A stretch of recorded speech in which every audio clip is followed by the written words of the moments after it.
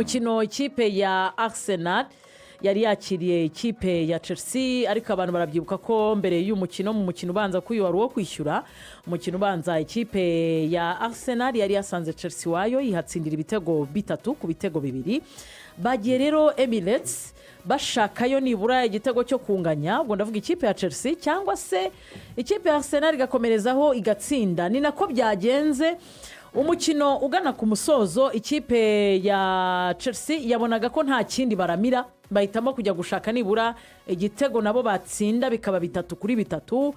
ariko mu minota 7 y'inyongera Kai ahita aterekamo igitego ikipe ya Chelsea isezererwa itsinzwe ibitego 4-2 umukino ubanza no kwishyura yego wari umukino ukomeye cyane umukino wa mbere twabonye umukino uri spectaculaire wari ukomeye cyane ku buryo ikipe ya Arsenal yatsindaga ibitego ikipe ya Chelsea Harandro Garnacho abantu barabyibuka cyane iyo match yari ari muri forme zikomeye abasha gufasha Chelsea kubona ibitego 2 match irangira ibitego 3-2 abantu bavuga bati kuri Emirates biraza gukunda nyine byo gusunika Rossenior amazigiye ayahe ubutumwa abakunzi ba Chelsea abereka nyine ko ari umutoza urimo urarwana no kubona intsinzi kandi no kwitwara neza n'ubu bari babyiteze bavuga bati dukurikije uko umukino w'ubushize warangiye ari ibitego 3-2 ubona harimo uburyo bukomeye cyane Chelsea yagiye ibona bwo kuba yakwegariza muri match ya mbere ibanza ntibikunde bari bafite icyizere cyo kunoneho uyu munsi bashobora kuriversinga cyangwa se kongera kubona intsinzi yatuma ibintu bihinduka kuri ikipe ya Arsenal ni nako byagenze igice cya mbere cy'umukino Arsenal wabonaga nyine ko yo yari ifite consigne zo kuba yakina ariko igamije gutindana umupira no kwima ikipe ya adversaire ya Chelsea ndetse bikaba byari bigamije nta kindi ni ukuvuga ngo uko tuwutindana tukawubima biraza kurangira bo bagiye muri position yo gushaka umupira cyane tubananize ariko ntibabone uburyo bwo kuza kudutsinda igitego ngira ngo rero byaje kurangira n'ubundi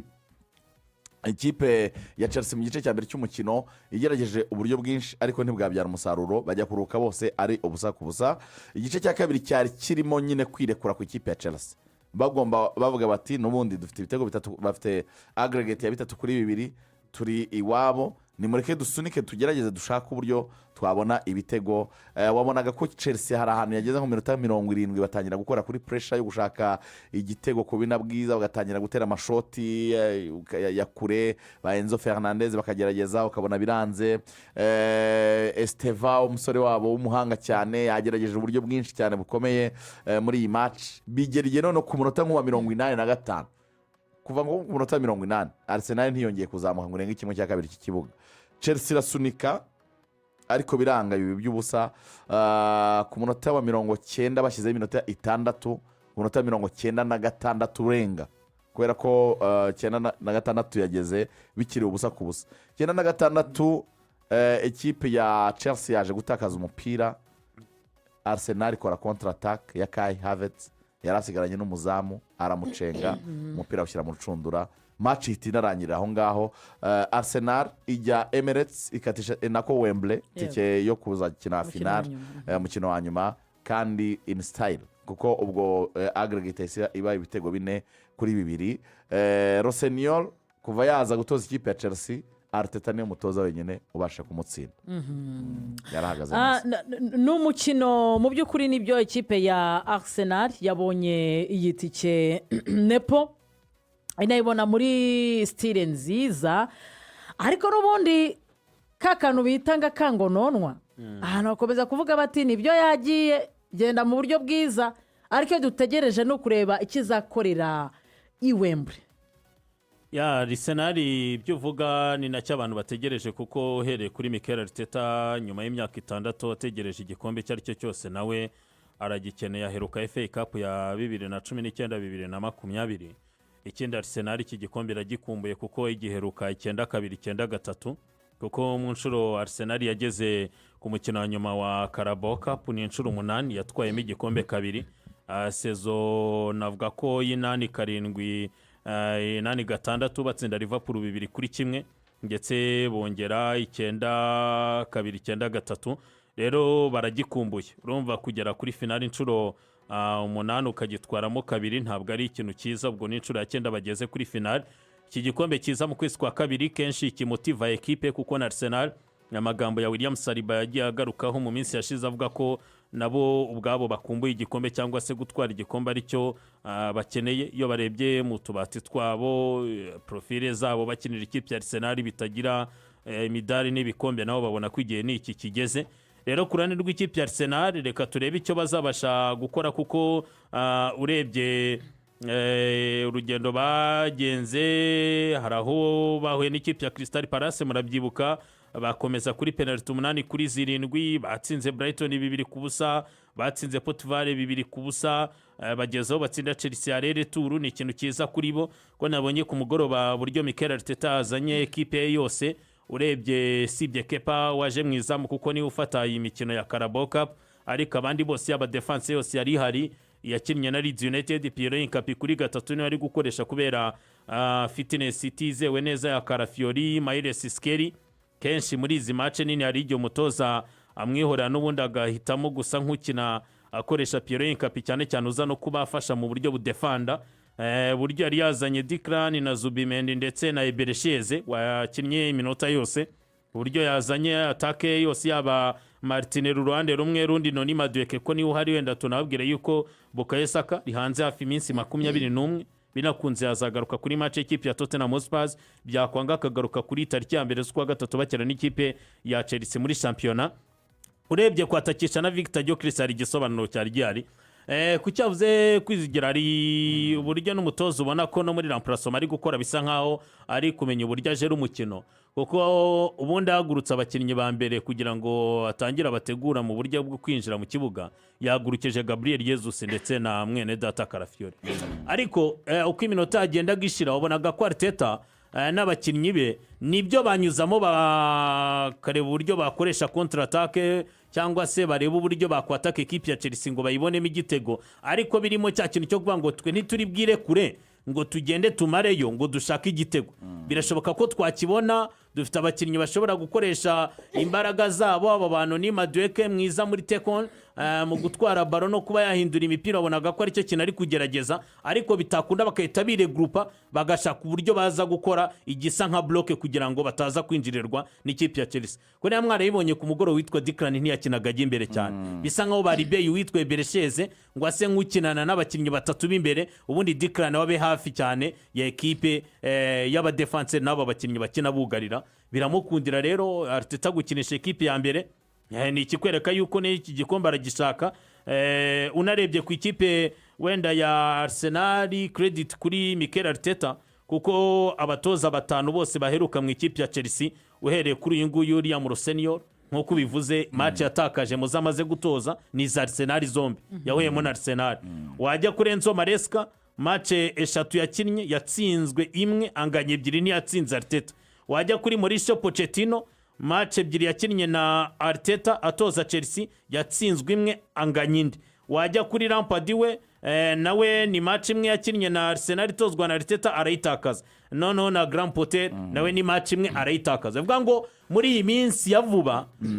nta mutozo uheruka muri Chelsea muri batanu baheruka wigeze atsinda Arsenal ya Arteta. Bivuga ngo Arteta abasha kubatsinda mu buryo bwamworohera. Match 10 ziheruka Arsenal yakinnyemo n'ikipe ya Chelsea yatakaje Chelsea yatakaje match nako nta rimwe bigeze batsinda. Muri match 10 ntiheruka kugira ngo ibintu bagarukagaho nimugoroba nigeze kubumva murimo murogeza umupira, hari aho mwageze muvuga ngo izi corner za Chelsea bazihera Arsenal. Nivuga ngo ikintu kijyanye no kudefanda n'uburyo bw'imipangire ya Arteta ko nimugoroba yari afite gahunda yo kuryama ku gitego kimwe, ni uburyo bigaragazwa nyine na statistique zaranze umukino. Nivuga ngo ikipe ya Chelsea yateye amashoti 10 ishaka igitego, ariko Arsenal mu yasohotse mu mukino iteye amashoti 2 yonyine umukino wose minota 97 rimwe rivamo igitego rimwe rivamo igitego. Nivuga ngo na possession bageze igihe baravuga bati umupira turekere ikipe ya Chelsea kuko possession bashojwe buriya bafite 44%, ikipe ya Chelsea ifite 55%. Nibyo ikipe ya Arsenal yageze ku mukino wa nyuma rugaju, ariko hari ikintu abasesenguzi bavugagaho kuva tugisohoka muri iriya mikino ya Champions League Arsenal igasohoka ihetse iri ku mwanya wa mbere bose bahurizaga ku kintu kimwe bati Arteta akunda gushaka kujya guhiga ibikombe byose bikarangira nta na kimwe atahanye. Ini ni finale agezeho Champions League ari muri kimwe cya munani kirangiza shampiyona n'ubu cyari ku mwanya wa mbere ku rutonde rw'agateganyo rwa shampiyona mu gihugu cy'Ubwongereza. Ategereje uza gukomeza hagati ikipe ya Newcastle n'ikipe ya Manchester City baza gukina ku mugoroba w'uyu munsi. Ni uwuhe muhamagaro Arteta azinjirana muri iyi finali cyane ko hose akiriyo hose arahari aracyashakisha ibyo bikombe byose kandi n'iki nk'uko Nepo yabivugaga hashize imyaka myinshi ikipe ya Arsenal nacyo ni kimwe mu bikombe ikumbuye. Yego abantu bashobora kwicara bakagisuzugura yego mu masilva yo mu Bwongereza uvuye nyine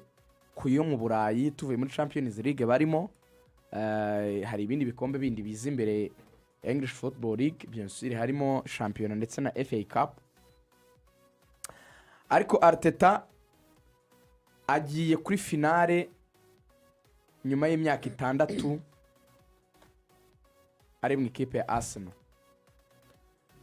Iki ni ikintu gikomeye cyane gifite icyo kivuze kuri group kubera ko ubwo Arsenal iheruka kugera kuri finale y'igikombe yabikoreye umukinnyi wenyine uri muri squad wari urimo icyo gihe ni Bukayo Saka.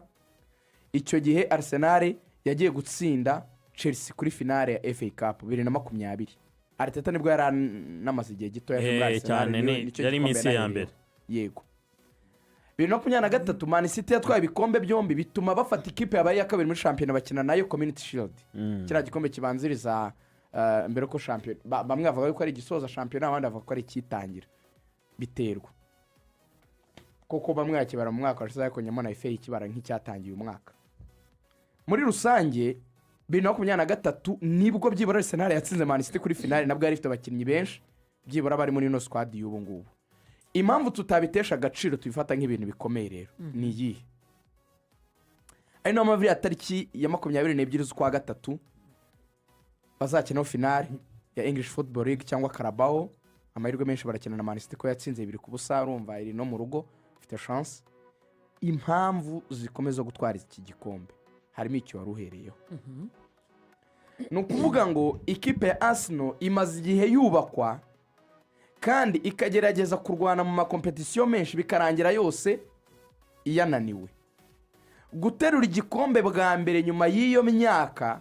n'ubundi yari igiye kuba 3 heregeye Man City baheruka kwisindana kuri Community Shield ikaba ariyo finale ya mbere bagiyeho nyuma y'imyaka 6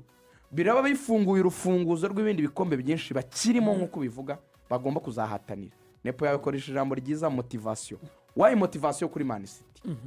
Aka kantu bakumve iyaza kuba ari indi kipe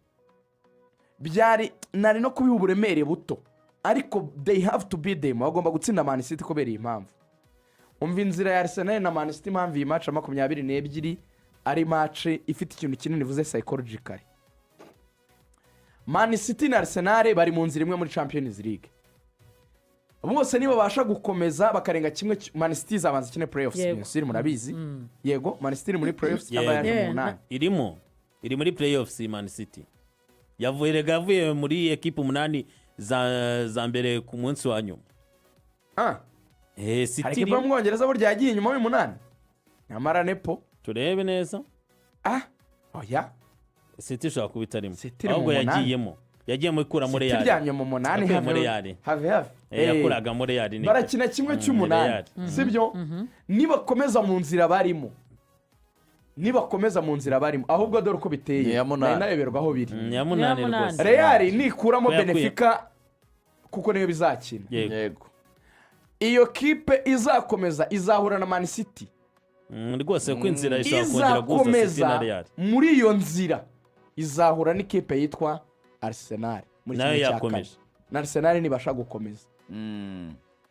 Does it make sense? Izakomeza bivuga ngo round izakurikira kimwe cy'umunani nizisohokamo Man City gasohoka na Arsenal gasohoka zizahura muri kimwe cya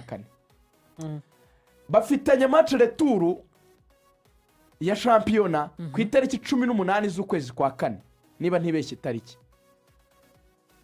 bafitanye iyi mace izabanziriza izo zose kuyitsinda ni ukuyishyiramo ubwo bwoba butegura izo mace ziri imbere ni ukuvuga ngo wamaze gukarifiya manisiti iragera finale ibyo iragera yatsinze ariko gusa weyi nta kibazo ifite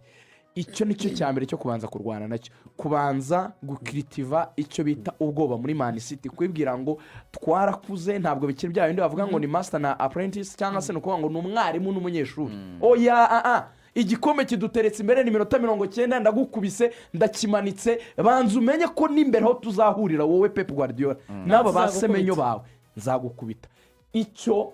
ntabwo ari Arteta gusa ugikeneye na groupe iragikeneye kumanika igikombe reka ngo urugero kuna Arsenal irwaye ndiyicare match rangiye equipe itsinze kimwe ku busa bya bintu nakubwiye ari nabyo nabwiraga abafana ba Arsenal sinzi ko n'abafana ba Arsenal bameze inshuti yanjye Ruben Ngabo turi muri groupe imwe abaranditse ngo njye nifite ubwoba bwa Man City ibintu birakomeye ahantu banditse bitandukanye n'ahandi hakuno ahandi hakuno nka saa 8 z'ijoro ngire ngo yaje kwandika muri Aje Sport reka kandi twavuganye mu gitondo ari njyewe murezonaga mu gicuku mubwana ufite ikibazo kinakomeye cyane ubu bwoba bwawe ni umunsi ngo Arsenal isigaye itsinda ngo bikaba nkaho nta muntu byose ngeze muri Aje Sport nibyo namubwira saa 8:52 dore ikibazo kiri ati ukuntu Arsenal isigaye itsinda match ikomeye ntibibe inkuru nibyo rero nabwiraga Ngabo abafana ba Arsenal bakwiye kubanza kovakaminga ikintu cy'ubwoba kimwe Thierry yavuze ari nacyo nabwiye ko bagomba kwenjoyinga moments cyo kutabaho bafite icyo kintu cyo guhora bumva yuko bidashoboka batatwara igikombe urumva ahantu hose Arsenal igeze ihura itegwa imitego ariko ndabyumva ni agatroma bagize ko kurata ibikombe byinshi no kwegera ahantu bakabona birapfuye ku munota wa nyuma none bagahita bavuga bati buriya niko bizagaruka kuri icyo kintu navuga experience mbi nyine kipe kuri experience mbi kuko nko baritetuere 2020-2021 ntiyanavaga kimwe cya kabiri ko muri uwo mwaka murabyibuka ari kimwe cya kabiri cya Europa League Villarreal mukuramo hamwe 2-1 ahandi ubusa ku busa umwaka akurikiyeho muri Carabao Cup aho bageze kimwe cya kabiri Liverpool yabakuyemo kuri aggregate ya 2-0 umwaka ukuriye wa 2024-2025 Newcastle murabyibuka ko ijya gutwara Carabao demi finale yari yatsinze ikipe ya Arsenal finale itsinda Liverpool Champions League 2024-2025 murabyibuka kuri Paris Saint-Germain isezerera Arsenal vuga ngo Arsenal finali bari bayikumbuye ku mugani nayo mpamvu bakunzi ba Arsenal bona kimwe cya kabiri na cya kindi Rusi yibazaga atese ubundi ibyo bagitwara cyangwa ni kwa kundi bagereyo gusa no kugera kimwe cya kabiri na Liga nigeze kubikomozaho ntibanaharengaga ubwo kugera finali byabaga ari intambara ubwo bwoba rero Arsenal yagiye igira no muri iki gikombe 2017 yatsinzwe na Birmingham 2011 itsinda na Chelsea 2018 itsindwa na Man City kandi iyo Man City yatozwaga na Pep wungirijwe na Arteta bakeneye bose guhera ku mufana nari ntanze urugero Ngabo kugera ku mukinnyi Declan kugera ku mutoza bakeneye kugira silverware bakeneye kugira umudari wa mbere bakeneye kugira igikombe bakabanza bakagishyira hari icyo kibanza gikuremo ubwo bwoba bwo gutwara ibikombe nubwo ari gito ariko nicyo guheraho ubundi ni nka stepping stone ni nk'ibuye ry'ifatizo ni nk'ibuye washyira mu mfuruka ugatangira kubaka rirayikomeza siryo ntiryujuje inzu ariko byibura ubaye usetinze fondasiyo ukavuga ngo at least mu gihe mutegereje kuwa gatanu kuko ndabizi ko nabivuga kose ntabwo ubwoba bwabo buzashira wumvishe ngiye icyo preaching inoses naravuze ngo ndi kubabwira ngo mwenjoyinga ibihe mufite kuko umupira si ugutegereza kuwa gatanu ngo nzaba natwe bingahe at least wakwishimiye ko watsinze Chelsea wakwishimiye ko wageze kuri finale iki rero byibura nikiboneka kizarema ibyiringiro bisa n'ibizamuka n'ubafana ba Arsenal muri weekend niyo Liverpool yatsinda Man City cyangwa bakanda bazaba ntawamenya ngo imbere icyo rero byibura iki gikombe ngi impamvu nkibara nk'igikombe cy'ingenzi kandi nureba bagitsindiweho niba Arsenal itsindwe igitego na Sunderland yishyuwe muri champion bakamanika amaboko niba Arsenal igomborwa n'ibitsindwa na Man U ukabona basariba n'abamagarese bari niba ubona Arsenal itsindwa na Aston Villa ukabona bararize kandi champion ikiri mbisi itsinzwe na Man City kuri no finale Pep Guardiola yababonye impamvu zo kubwira abakinnyi ngo ni murebe akakipe kugasenura ahantu hose tugiye guhurira hari ikindi mu nsaba ntimuyibonye imboga mu me ubu iyi ni ikipe nabo ubwabo bazitakariza icyizere ku mpamvu rero z'umutekano n'umutima wa ngabo niwe na nediketse ndeheye imari uhagarariye abafana ba Arsenal bafite ubwoba ko ngewe bwarashize niyo mpamvu nazanye na kariya kantu kamara no gukubita ingumi ewana nicyo bita apakati na street abantu bahoze tujya ku bambaza gikombe ibyo bintu urimo uravuga abantu bahoze bambaza turacyafana mani ndavuga ni ngemeze nka Beckham inkoni naraziriye oya waramenyereye naramenyereye umufana wa Arsenal iki gikombe gikeneye nk'ikintu kigomba kumara ubwoba Yeah. ategereje amezi abiri ari imbere ariko ku rundi ruhande rw'ikipe ya Manchester City ni igikombe ubundi bo gihita kibashepingamo kubereka ko noneho bafite impamvu zirenga igihumbi zo kugenda bagashaka noneho igikombe Ubundi cya nibyo Pep ajya shampiyona abikoresha. niwo musemburo ngira ngo Pep Guardiola impamvu Arsenal irindi idagadwa yejo bundi nahoze mbivuga Arsenal imaze gutsinda ibitego 4 Leeds naravuze nti Arsenal iyo yakinnye Man City itarakina Arsenal ikina neza irakubaga iragusunika cyane ikagukinisha ejo Mikel Arteta muri press conference umunyamakuru yaramubaje ngo ko hari abantu bavuga ko udakina neza aravuga ati reka da hari abantu babivuga se ahubwo ngewe mfite abantu benshi bahamya ko njye nkina neza aravuga ati ariko wampaye urugero rw'umuntu uvuga ko ntakina neza baravuga ngo Paul Scholes nta kintu yarengejeho kuri iyo interview yabateye ni Paul Scholes babivuze aravuga ati reka nicecekere so icyo ndimo ndajya niherero Arsenal mu gihe iracyafite nyine icyo kintu cyitwa ubwoba bw'ikipe ya Man City kuko ni Man City imaze igihe yaramenyereje ama ekipe ko izayahana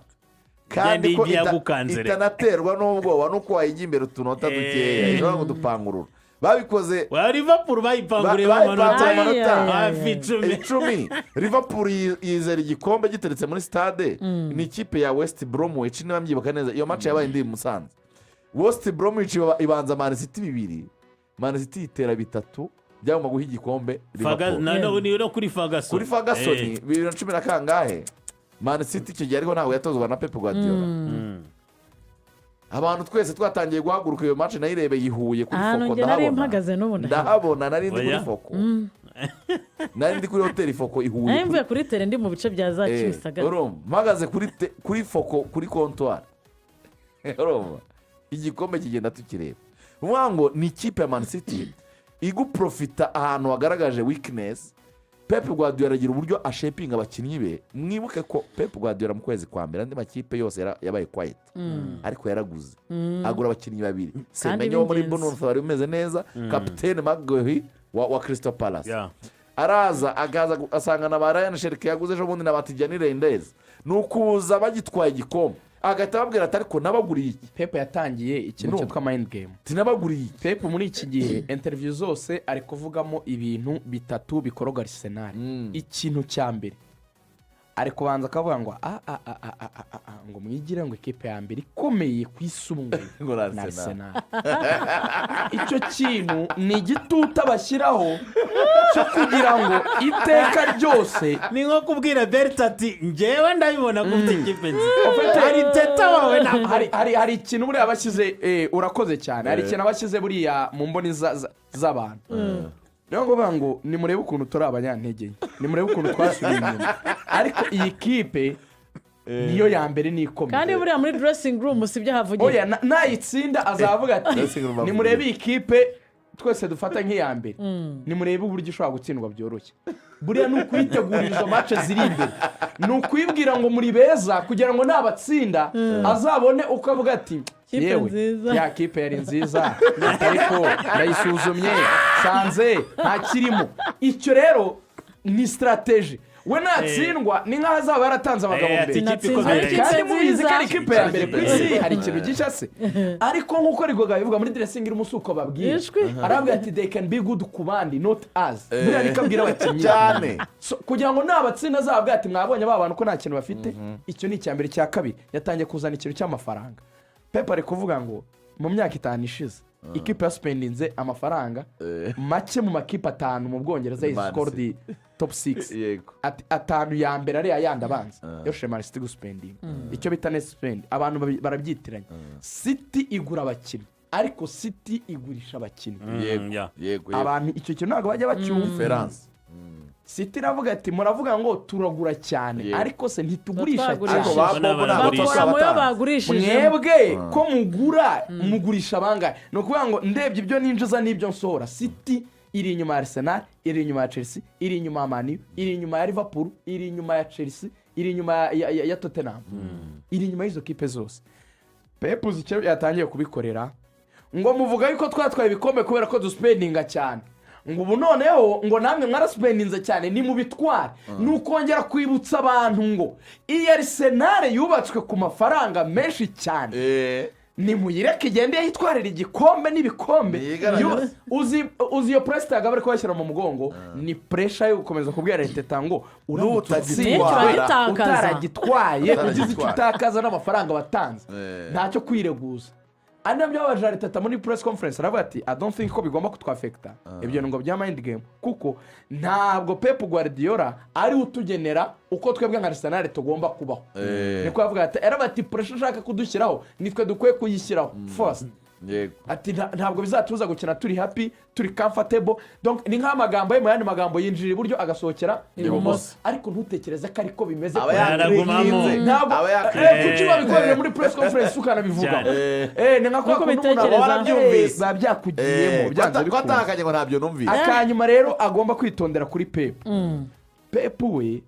akantu wari uvuze ko kutatandaraza cyane Pep azi kukandastandinga ntabwo Pep ni umuntu aho ageze ubu ubwo yatangiye kwikoma Premier League ubwo yatangiye kuvuga abasifuzi urabona ngo bamaze igihe na ba Rodri babivuzeho ngo na Rodrigo dutwara yaravuze ati ibikombe ngo ni ubwa ntibashaka ko mbere dutwara mbavuze ikindi mbese ni nko kuvuga ngo barashaka balance kugira ngo n'ikipe igitware ashobora kwicara nk'iyi Carabao simbiguteguje Arsenal ikamukuramo ariko ikegama ikagitwara igakoma amashyi mu kwa gatatu ikavuga ati yewe ati ya njangwe twayikubise inshuro nka kwa kundi imbeba ngo zazamutse zibyinira ku meza ngo injangwe yigeze kuyigerayo ngo imbeba ngo ziraza zirira ku meza injangwe yariragaho zitoragura ubuvungukira urumva n'agafuka imbeba kangana gutya utubiba nka dutanu ngo tumaze guhaga tuba twuriye ameza turabyina ya njangwe ngo twayikubise inshuro injangwe ari mu nguni yihagira koko mani ushobora byose utu tuvungukira ubu turi mu biki Pep ashobora kumutegereza azaba ari kugarura ba Diaz akavuga ati reka mugudure muri Champions League mwendere erera abaye yarakoze ikosa muri shampiyona bakaba bakegeranye yahita amubona neza noneho kuko fete atansiyo ku mutoza ntabwo azaza ashaka gutakaza igikombe nabivuze ko akeneye kuko nawe kimumutiva ariko ashobora kumufatirana mu kwa gatatu wenda akamutsinda ariko Pep ndakugarantisa ko biragoye ko Arteta nibaramuka bakomeje hose biragoye ko ibikombe byose yabimwaruraho icyaba gusa nemera ari naho mfitiye ubwoba nuko wenda Pep ataba yagaruye abakinnyi be cyangwa se abafite bakongera kuvunika ariko Diaz n'aba yagarutse nepo agakinana na Gueye Guardiola Donnarumma ari mwiza Rodri ntiyongere kuvunika bakaba ari bazima ba Haaland kumwe ngo uzamukubita Carabao nimukomeza Champions League uzamwera imina muri shampiyona retour mukubita umutware shampiyona bafana ba Arsenal inshuti zanjye sinshaka kubashyira mu ngo ariko Pep uri hari birakomeye oya tuzagabana icyo nemera ntabwo ari byose rusheya dufite ubushobozi bugira ibyo dutwara si ko twatwara byose ariko mfite icyo cyizere cy'uko muri uyu mwaka dufite umugabane ku gikombe sinzi ngo ni iki ariko tuzagira ibyo dutwara ku masegonda make Arsenal yarayitinjijwe igitego ikipinze clean sheet inshuro 20 mu mikino 38 mu marushanwa yose ubushize iyo mikino 20 niyo babashije gukipinga clean sheet ariko muri match 58 zose